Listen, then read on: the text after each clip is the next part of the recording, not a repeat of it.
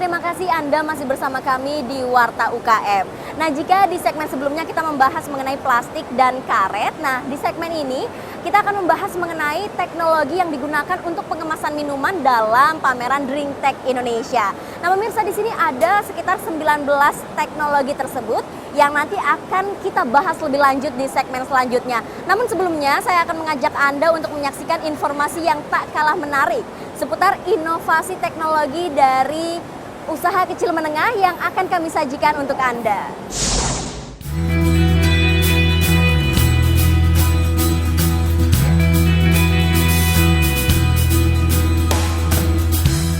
Mungkin Anda, anak, ataupun keponakan Anda kerap mengenakan topeng di sejumlah kesempatan. Namun tidak sedikit yang tahu bahwa topeng yang dikenakan ternyata terbuat dari barang-barang daur ulang. Seperti topeng yang diproduksi Bagus Oka, seorang warga Denpasar, Bali. Dia memanfaatkan kertas koran bekas yang dibuang warga sekitar. Proses pembuatannya dimulai dengan merendam kertas koran di air hingga menjadi bubur. Bubur kertas tersebut kemudian dicampur lem kayu sebagai perekat dan dicetak di atas helm yang sudah tidak terpakai.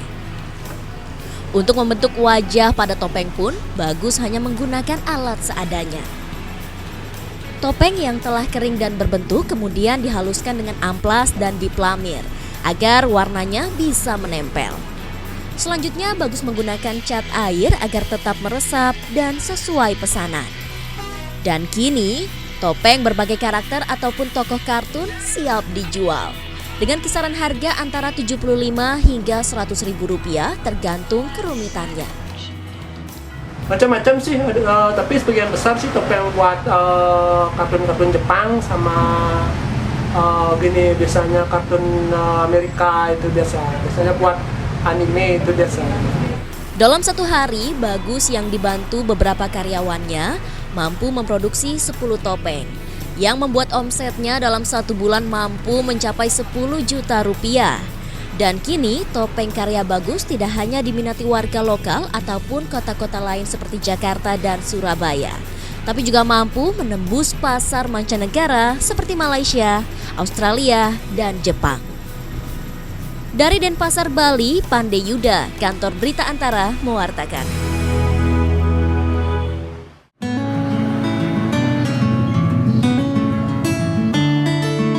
Tulang-tulang sapi dan kambing yang sudah tak termanfaatkan lagi oleh para perajin di Kecamatan Balung, Jember diubah menjadi berbagai jenis kerajinan yang unik dan bernilai ekonomis. Limbah tulang sapi dan kambing ini diubah menjadi gelang, kalung, tasbih, dan berbagai jenis aksesori yang unik. Selain di kota Jember, kerajinan manik-manik ini juga dipasarkan ke daerah lain seperti Pulau Bali, Surabaya, Malang, Yogyakarta, Jakarta, dan daerah lain di luar Jawa. Harga jualnya dibanderol antara Rp5.000 hingga Rp50.000. Kerajinan manik-manik dari tulang ini merupakan kerajinan khas desa Balung Tutul. Banyak warga setempat yang menjadi perajin manik-manik dari tulang sehingga kerajinan ini menjadi pembangkit perekonomian warga. Dari membuat kerajinan manik-manik tulang, para perajin mampu meraup hasil antara 1 hingga 2 juta rupiah setiap bulannya. Dan kerajinan manik-manik ini merupakan sumber perekonomian warga desa Balung Tutul. Kita selalu buat inovasi baru, Mas. Jadi biar pembeli itu nggak mudah bosan. Jadi selalu ada model-model baru.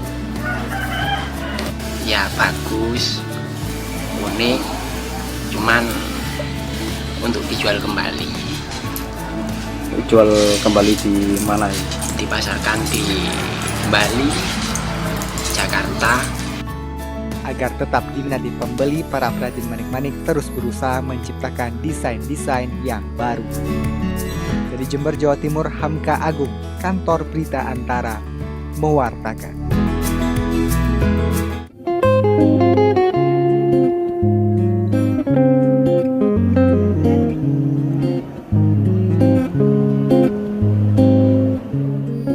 Kementerian Kelautan dan Perikanan melalui Direktorat Jenderal Penguatan Daya Saing Produk Kelautan dan Perikanan menggelar Indonesian Pearl Festival atau IPF di salah satu pusat perbelanjaan di kawasan Jakarta Selatan pada 9 hingga 13 November 2016. Pameran menampilkan produk unggulan mutiara dari berbagai wilayah di Nusantara.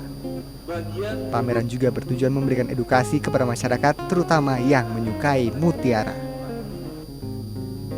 Salah seorang pelaku UKM mutiara asal Lombok mengatakan banyak masyarakat awam yang belum paham tentang mutiara, khususnya potensi mutiara dari Indonesia. Jadi edukasi lebih ke arah apa sih mutiara itu, bagaimana mutiara yang baik, seperti apa mutiara yang asli. Karena terkadang awam atau umum itu kurang mengerti tentang mutiara. Mereka bisa saja salah beli antara mutiara air tawar yang dari China atau yang coatingan atau yang dipoles lagi atau macam-macam. Jadi kita sekalian mengedukasi masyarakat untuk tahu mana mutiara asli dan yang bagusnya seperti apa. Sementara salah seorang pecinta mutiara asal Cilegon mengatakan awalnya ia lebih tertarik dengan mutiara asal Lombok. Pameran ini menambah wawasannya tentang mutiara asal wilayah Indonesia yang lain. Tadi saya sempat keliling, ternyata banyak sekali yang mengedukasi. Memang katanya ada yang ikut ya, yang pengusaha, tapi UKM juga banyak. Jadi saya tadi banyak dapat pengalaman. Pameran Mutiara Indonesia menampilkan aneka produk mutiara dan kerang seperti bros kerang, anting, dan sebagainya yang dijual dengan harga terjangkau. Dari Jakarta, Fresti Aldi, Oki Prasetya, Kantor Berita Antara, mewartakan.